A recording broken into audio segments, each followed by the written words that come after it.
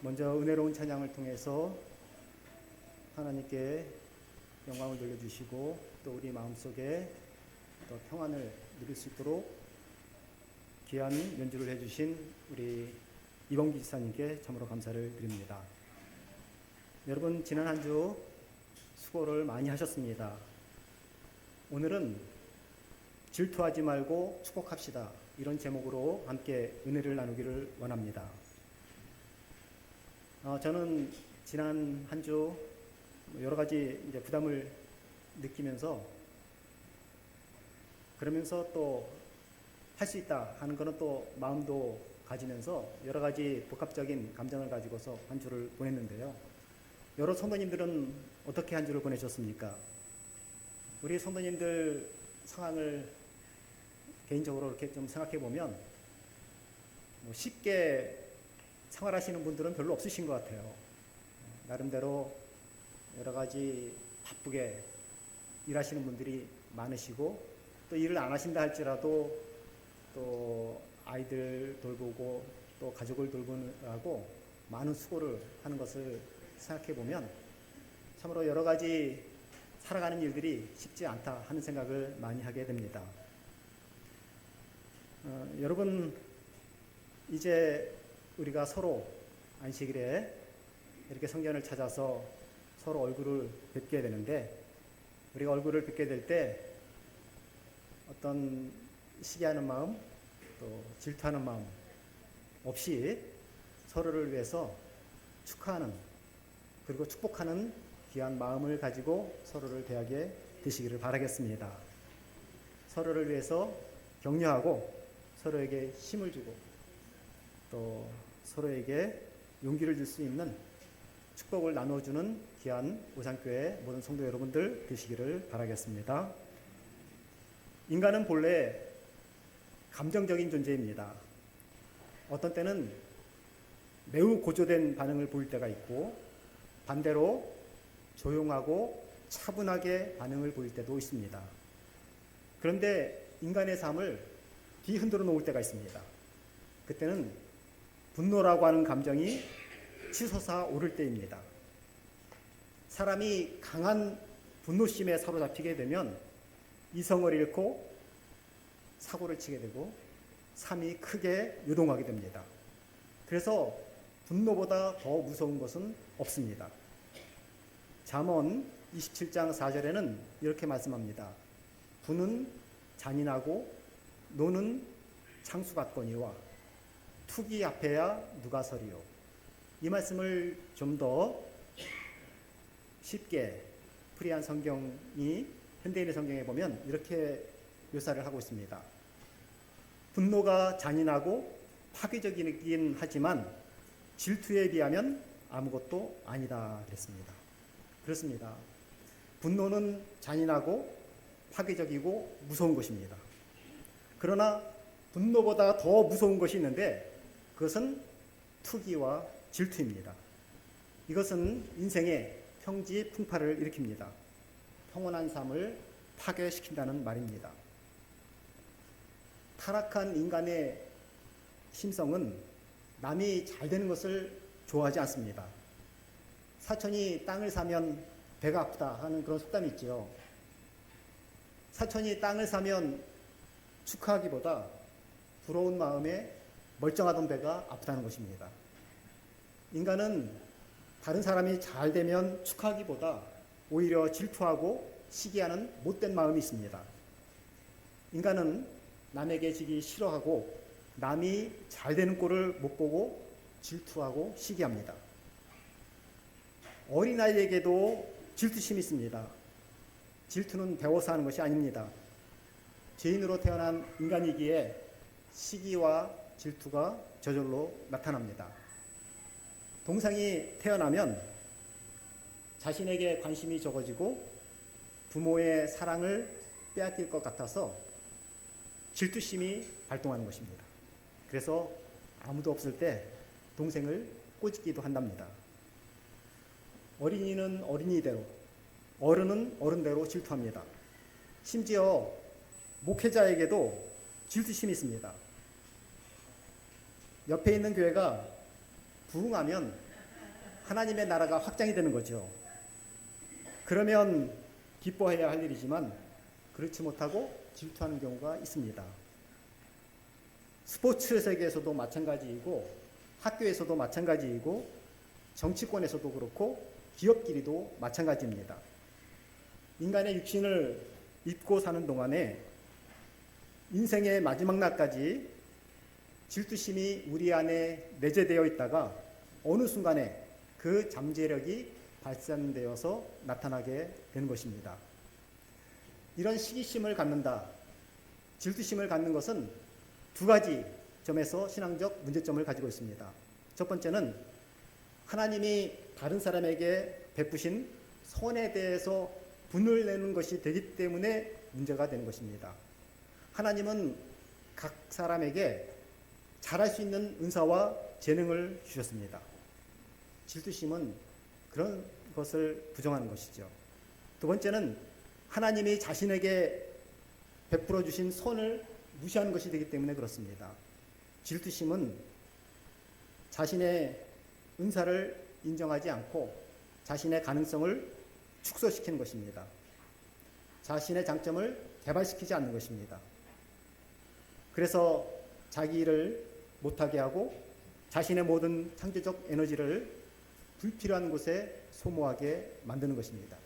그래서 질투심이 나쁜 것입니다. 또 질투심을 가지게 되면 실패를 경험하게 됩니다. 1984년 로스앤젤레스 올림픽에서 여자 장거리 선수 메리 베커는 강력한 금메달 후보였습니다.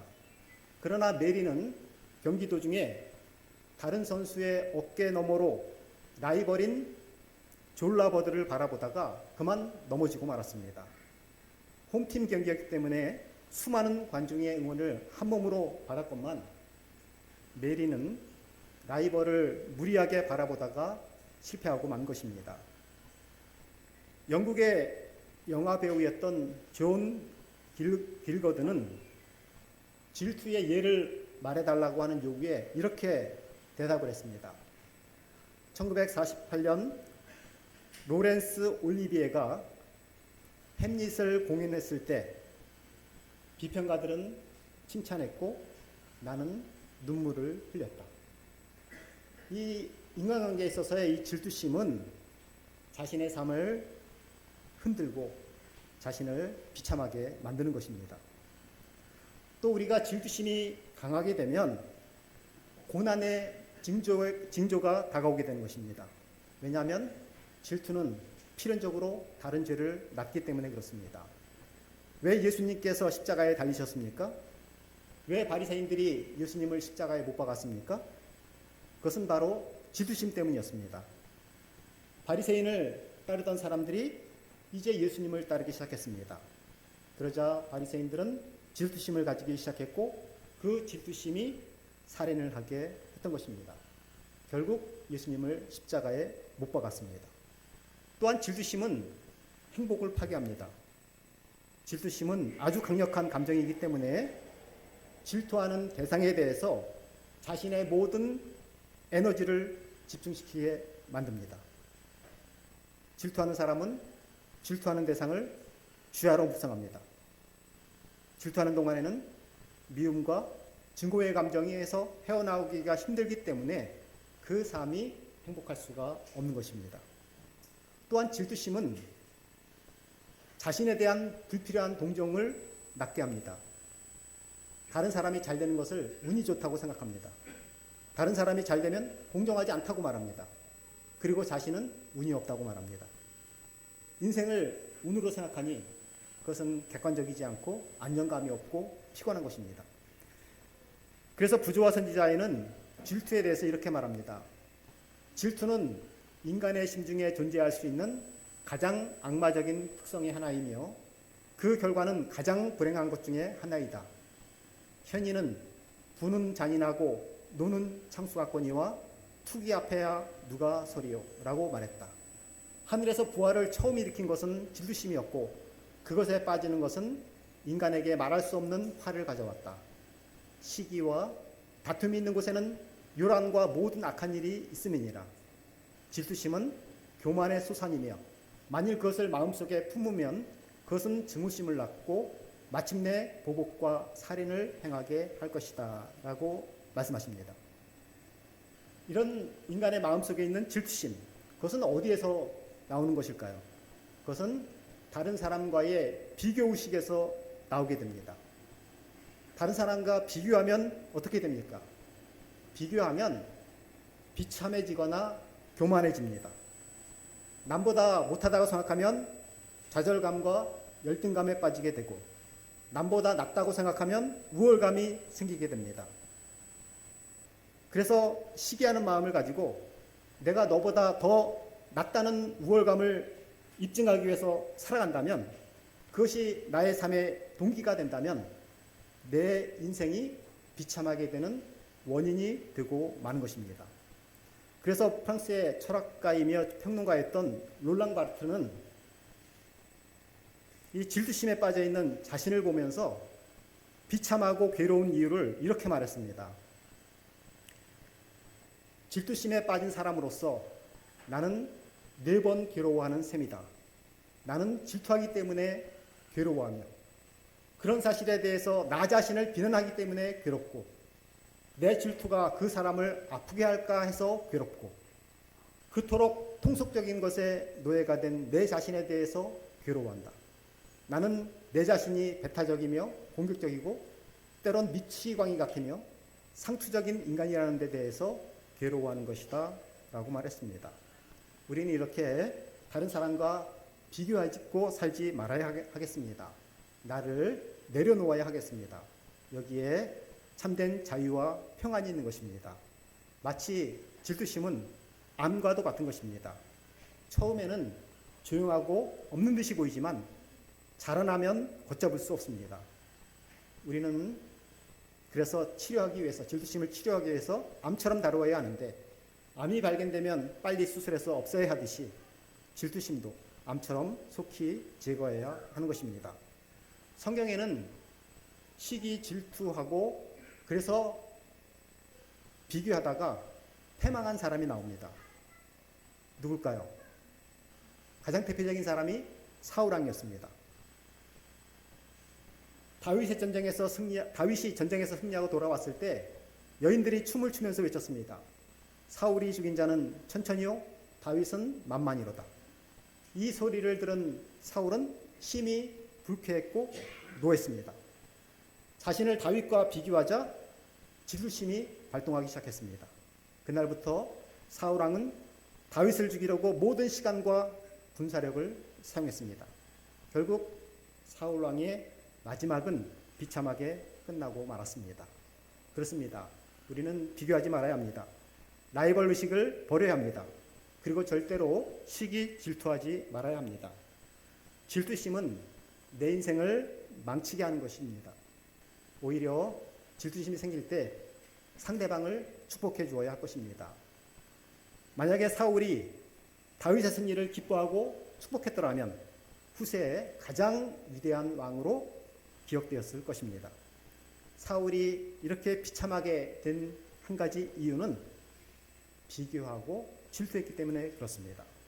여러분, 우리가 우리의 시선을 하나님의 관점에서 바라본다면, 영원한 것에 초점을 맞추게 된다면 비교하지 않을 것입니다. 경쟁을 대수롭지 않게 생각하게 될 것입니다. 우리는 지혜로워야 하는데 자신이 원하는 대로 사는 것이 아니라 하나님께서 계획하는 대로 살아야 할 것입니다. 하나님께서 원하는 그런 일들을 해야 할 것입니다. 하나님께서는 질투하는 사울을 버리셨습니다. 그리고 넓은 바다와도 같은 다윗을 선택하셨습니다. 다윗은 처음부터 끝까지 자신의 태도를 잃어버리지 않았습니다. 다윗은 목숨이 위태로운 지경에서도 사울을 왕으로 모셨습니다. 자기 목숨을 노리는 사울을 죽일 기회가 있어도 하나님께서 기름 부으신 사람을 대적하지 않았습니다. 그래서 하나님께서는 질투하는 사울을 버리시고 다른 사람을 인정하고 격려하고 축복할 줄 알았던 다윗을 존귀하게 세우셨습니다. 우리도 우리 마음속에 있는 질투심을 다스리지 못하면 사울처럼 버림받게 될 것입니다. 그러므로 내가 지금 핍박을 받고 있고 어려움이 있다 할지라도 지금 서 있는 자리에서 좀 더 인내하고 다른 사람을 축복하고 격려하는 삶을 살게 되면 하나님 마음에 합한 자로서 아름다운 자취를 남긴 다윗의 축복을 누리게 될 것입니다. 여러분, 우리가 서로를 볼 때마다 축하하시기를 바라겠고 진정으로 기뻐하시기를 바라겠습니다. 사실 우리에게 슬퍼할 때 같이 슬퍼하는 것은 쉽지만 좋은 일이 생길 때 같이 즐거워해 주는 것은 좀 더 어렵습니다. 그런데 진심으로 축하해 주지 않으면 그 마음이 느껴지는 것입니다. 형식적으로 축하해 주는 것, 별거 아닌 것처럼 말하는 것, 우리가 그렇게 하지 말고 정말 자신의 입장에서 진심으로 축하해 주고 격려해 주고 용기를 줄 수 있는 우리 오산교회 성도 여러분들 되시기를 바라겠습니다. 예수님의 수제자였던 사도 베드로에게도 질투심이 일어난 때가 있었습니다. 부활하신 예수님께서 베드로에게 내 양을 먹이라, 내 양을 치라, 내 양을 먹이라고 하는 목양의 사명을 분부하신 후에 이렇게 말씀을 하셨습니다. 내가 젊어서는 스스로 띠뛰고 원하는 곳으로 다녔지만 늙어서는 십자가에서 순교할 것에 대해서 말씀하셨습니다. 이때 베드로는 옆에 있던 사도 요한을 가리키면서 물었습니다. 주님, 이 사람은 어떻게 되겠사옵나이까? 그때 예수님께서 말씀하시기를, 예수께서 이르시되 내가 올 때까지 그를 머물게 하고자 할지라도 네게 무슨 상관이냐? 너는 나를 따르라 하시더라. 내가 재림해서 다시 올 때까지 요한을 이곳에 머물게 한다 할지라도 그것이 너와 무슨 상관이냐? 너는 나를 따르라. 즉, 너는 내가 가야 할 길이 있으니 다른 사람의 길과 비교하지 말고 너의 길을 가라. 그렇게 말씀하고 계신 것입니다. 비교하지 말라는 것이죠. 나 자신에게 주어진 그 길을 가라고 말씀하시는 것입니다. 성경에는 이 질투심과 비교함을 극복한 모범적인 인물들이 나옵니다. 먼저 광야에서 외치는 자의 소리라고 말했던 침례 요한이 있습니다. 그는 예수님은 흥하여야 하겠고 자신은 쇠하여야 한다고 말했습니다. 요한의 제자들이 예수님을 따르기 시작했지만 요한은 질투하지 않았습니다. 오히려 예수님의 흥하심을 기뻐했습니다. 이렇게 질투심을 극복한 침례 요한을 예수님은 여자가 난 자 중에 가장 큰 자라고 말씀하셨습니다. 요한 외에도 질투심을 극복한 위대한 영웅들이 나옵니다. 모세는 모세의 기도하는 손을 붙잡았던 아론과 훌이 있습니다. 여호수아 뒤에서 말없이 섬겨진 친구 갈렙이 있습니다. 또 친구를 자기 목숨보다 더 사랑했던 요나단이 있습니다. 바울의 그림자가 되기를 원했던 바나바. 그들은 모두 위대한 무대 뒤에 있는 영웅들이었습니다. 자신은 감추면서 풍성한 열매를 맺게 하는 이분들이 바로 예수님을 닮은 가장 존귀한 사람들인 것입니다. 우리 인생은 각자 하나님께서 불러주신 나의 달려갈 길, 자신이 가야 할 길이 있습니다. 디모데후서 4장 7절에는 나는 선한 싸움을 싸우고 나의 달려갈 길을 마치고 믿음을 지켰다 라고 말씀하십니다. 바울이 나의 선한 싸움을 싸웠다. 나의 달려갈 길을 마쳤다. 즉 자신에게 하나님께서 부여하신 길이 있음을 말씀하고 있는 것입니다. 헤르만 헤세는 이렇게 말했습니다. 인생을 사는데 중요한 일은 오직 지금 자기에게 주어지는 길을 한결같이 쭉 곧게 나아가는 것이며 그것을 다른 사람의 길과 비교하지 않는 것이다 라고 말했습니다. 1달란트 받은 사람이 있고 2달란트 받은 사람이 있고 5달란트 받은 사람이 있습니다. 우리는 다른 사람과 비교하지 말아야 합니다. 나의 달려갈 길, 나의 길을 묵묵히 가면 되는 것입니다. 그러면 비교의식에서 자유할 수 있는 것입니다. 사람이 누군가와 비교하기 시작하면 바로 그때부터 비참해지고 아니면 교만해지는 것입니다. 우리가 이것을 기억하고 비교하지 말고 질투심을 갖지 않아야 되겠습니다. 그런데도 불구하고 우리가 정말로 비교하고 싶은 마음이 생긴다고 한다면 비교의 대상을 바꿔야 합니다. 다른 사람을 대상으로 하는 것이 아니라 긍정적인 비교의 대상이 두 가지가 있습니다. 첫째는 어제의 나라와 비교하면 됩니다. 오늘날의 사람들은 참으로 경쟁사회죠. 경쟁에서의 승리가 성공이라고 생각합니다. 그래서 비교해서 무언가 자신이 뒤처지게 되면 질투하고 또 시기합니다. 그래서 자꾸 경쟁사회라 시기심과 질투심을 불러일으키는 사회적인 풍조가 우리에게 있습니다. 그런데 실상 이렇게 열심히 공부해서 좋은 대학을 가도 결국은 그것이 그렇게 가르치는 대로 내가 생각하는 대로 성공적인 삶, 행복한 삶이 아니라는 것을 우리는 잘 알 수가 있습니다. 토끼와 거북이 이야기가 있는데 토끼와 거북이가 경주하는데 재주 많은 토끼가 낮잠을 자다가 진다는 이야기지요. 근데 이 우화에는 문제가 있습니다. 세상에 어떤 미친 토끼와 어떤 미친 거북이가 경주를 하겠습니까? 안 하죠. 토끼는 토끼대로, 거북이는 거북이대로 자신의 삶을 살기 위해서 태어난 존재인 것입니다. 토끼는 처음부터 꽁충꽁충 뛰는 재주를 가지고 있고 거북이는 엉금엉금 기는 재주를 타고 난 것입니다. 그런데 두 동물이 왜 경주를 합니까? 개미와 배짱이도 마찬가지입니다. 개미는 1년 내내 바닥을 기면서 사는 것이 그들의 삶입니다. 또 배짱이는 여름 내내 아름다운 소리를 내다가 가는 것이 그들의 삶입니다. 그런 삶은 그 자체로도 훌륭한 삶이라고 할 수가 있습니다. 그런데 왜 그들의 삶을 비교해서 배짱이를 게으름뱅이로 만들까요? 사람이 일평생 동안 살아가면서 다른 사람과 비교하고 경쟁하고 또 질투심을 느끼며 사는 것은 참으로 비참한 일입니다. 그것은 인간성을 파괴하고 상처를 가지게 하고 수많은 편법을 가지고 오는 것입니다. 인생은 마라톤과도 같습니다. 인생의 참된 의미는 순위 다툼에 있는 것이 아니라 자신과 싸워서 자신의 역량을 얼마나 더 발휘하느냐에 달려 있는 것입니다.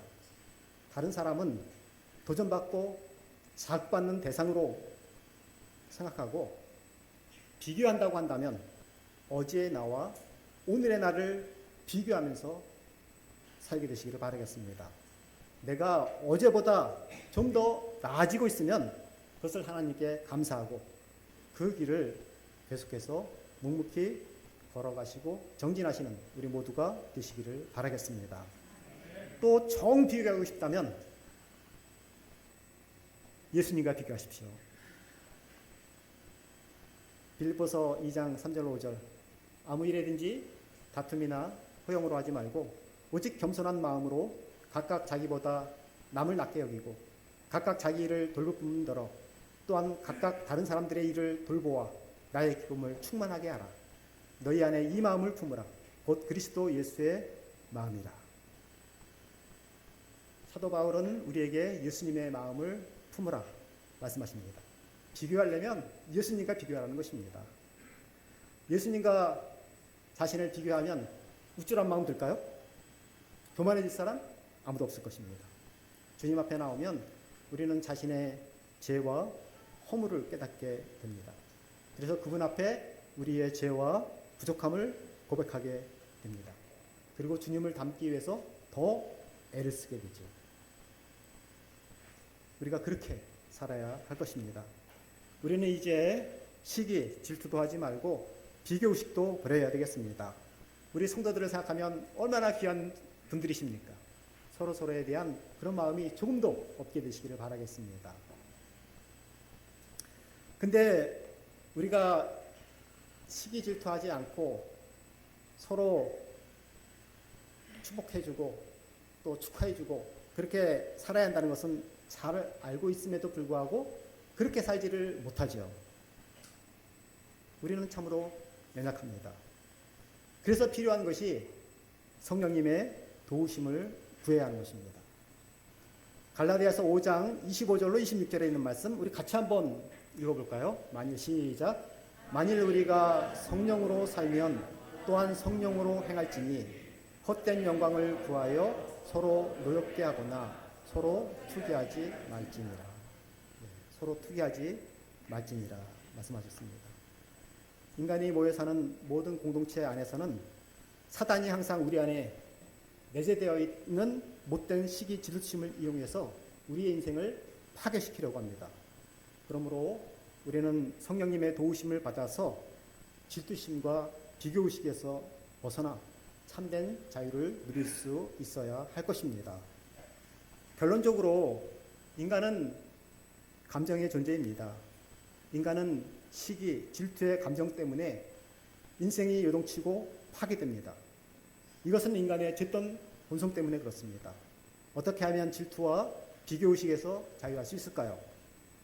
나의 욕심, 나의 자존심, 나의 명예를 다 내려놓고 다른 사람과 비교해서 시기 질투하지 말고 교만하지 말고 예수님께서 나를 불러주신 나의 삶, 나의 길을 담대히 걸어가시기를 바라겠습니다. 걸어가면서 다른 사람에게 질투시기보다는 격려하고 축복하는 우리 모든 성도 여러분들 되시기를 바라겠습니다. 우리 모두 예수님만 바라보고 예수님만 따라갑시다. 예수님께서는 내가 그를 머물게 한다고 할지라도 그것이 너와 무슨 상관이냐 그렇게 말씀하셨습니다. 다른 사람 신경 쓰지 말고 너는 나를 따르라 이 말씀을 잊지 말고 주님께서 인도하시는 나의 길을 걸어가시기를 바라겠습니다. 다른 사람 바라보지 않고 나의 길, 주님께서 예비하신 그 길을 걸어가시기를 바라겠습니다. 거기에 진정한 자유와 행복함과 기쁨이 있음을 기억하시면서 살아가시는 우리 모든 성도 여러분 되시기를 바라면서 말씀을 마치겠습니다. 기도하겠습니다. 사랑의 아버지 하나님, 우리는 살아가면서 많은 인간관계를 가지고 생활을 합니다. 그러나 때때로 우리의 젬된 본성을 통해서 나타나는 비교하고 시기하고 그래서 때때로는 열등감을 갖고 또 교만한 마음을 갖기도 합니다. 그래서 우리의 삶이 괴롭고 가슴 아프고 피곤할 때가 있습니다. 아버지 하나님, 우리가 그렇게 하지 않도록 도와주시옵소서. 우리에게 주어진 길이 있음을 생각하고 주님께서 예비하신 그 길을 담대히 걸어갈 수 있도록 은혜를 베풀어 주시옵소서. 우리가 가는 모든 길 위에 주님의 축복을 함께 선사할 수 있는 우리의 삶이 되도록 도와주시옵소서. 귀하신 예수님의 이름으로 기도드립니다. 아멘.